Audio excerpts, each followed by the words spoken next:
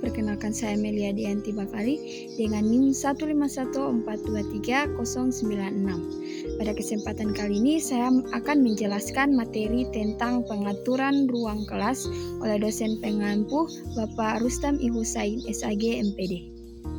Baik, materi pertama yang akan dibahas yaitu pentingnya pengaturan ruang kelas dalam pembelajaran. Pengelolaan kelas yang baik merupakan bagian terpenting dari kegiatan pembelajaran seorang guru. Berdasarkan Permendiknas Nomor 16 Tahun 2007 tentang kompetensi standar kualifikasi akademik dan kompetensi guru untuk kompetensi penyelenggaraan pembelajaran yang mendidik. Disebutkan bahwa guru harus melaksanakan pembelajaran yang mendidik di kelas, di laboratorium, dan di lapangan. Pelaksanaan pembelajaran di kelas yang dimaksud tersebut merupakan bagian dari pengelolaan kelas. Pengelolaan kelas yang baik akan menciptakan interaksi belajar mengajar yang baik pula. Tujuan pembelajaran pun akan dapat dicapai tanpa menemukan kendala yang berarti. Hanya sayangnya pengelolaan kelas yang baik tidak selamanya dapat diperhatikan dikarenakan kondisi ruang kelas yang tidak memberikan kenyamanan bagi siswa. Karena tanpa disadari bahwa ruang kelas memberikan pengaruh peserta didik yang luar biasa dalam keefektifan penyampaian materi. Pengaturan ruang kelas berarti membangun dan memelihara lingkungan kelas yang kondusif bagi pembelajaran dan peserta didik. Siswa dapat belajar lebih banyak di beberapa lingkungan kelas dibandingkan dengan lingkungan kelas yang lainnya.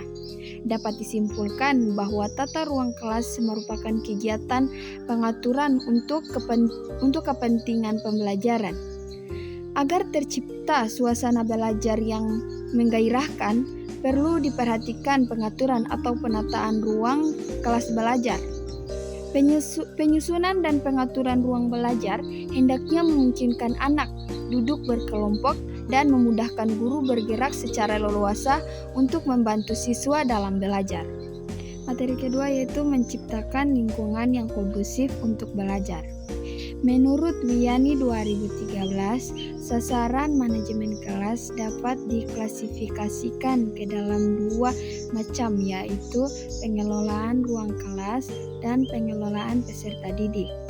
Menurut Bermawi dan Arifin 2012, ruang kelas merupakan tempat pembelajaran berlangsung. Kelas yang kondusif dapat tercipta apabila seorang guru sebagai manajer dapat mengelola ruang kelas secara baik. Selanjutnya, Mutor 2013 menjelaskan bahwa guru sebagai seorang manajer harus membekali diri dengan kemampuan konseptual berkaitan dengan planning, organizing, actualizing, dan controlling, serta kemampuan sosial yang mengatur tentang hubungan manusiawi, sehingga mampu menerapkan gaya kepemimpinan yang tepat dalam berbagai situasi dan kondisi, yang dapat mendukung dalam pelaksanaan program yang dijalankan. Yang pertama adalah perencanaan atau planning ruang kelas. Perencanaan di sini mencakup perencanaan tempat duduk peserta didik, perencanaan media pendidikan, perencanaan tanaman dan tumbuh-tumbuhan. Yang pertama, perencanaan tempat duduk peserta didik. Dalam menentukan tempat duduk peserta didik, sudah mempertimbangkan ukuran tubuh peserta didik. Wiani 2013 mendefinisikan tempat duduk peserta didik kuat, stabil, dan mudah dipindahkan oleh peserta didik. Ukuran sesuai dengan kelompok peserta didik dan mendukung postur tubuh yang baik. Minimum dibedakan untuk kelas 1-3 dan 4-6. Dalam menentukan formasi tempat duduk peserta didik, guru menyesuaikan dengan materi, metode, dan pendekatan yang digunakan dalam pembelajaran. Kemudian, tingkat fokus siswa, pandangan, dan keluhan siswa. Tujuan dari perencanaan tempat duduk tersebut supaya siswa lebih fokus dan semangat dalam belajar. Namun, dalam menentukan formasi tempat duduk tersebut, Guru jarang melibatkan pendapat ahli. Yang kedua, perencanaan media pendidikan. Media pendidikan disediakan oleh sekolah yang dibeli berdasarkan dana operasional sekolah atau BOS. Media pendidikan yang disediakan sekolah sesuai dengan kebutuhan kelas, namun guru dituntut harus mampu mengembangkan media yang telah diberikan. Media yang digunakan dalam proses belajar mengajar disesuaikan dengan materi yang dipelajari. Ketiga, perencanaan tanaman dan tumbuhan.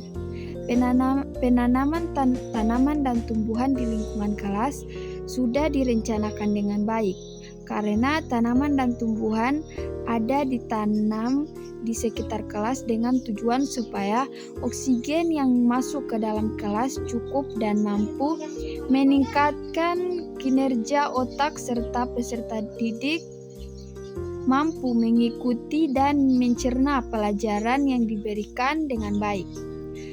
Hal ini sesuai dengan pendapat Wiyani 2013. Di sekeliling kelas hendaknya ditanam tanaman yang tumbuh agar peserta didik mendapat pasokan oksigen yang melimpah dari alam.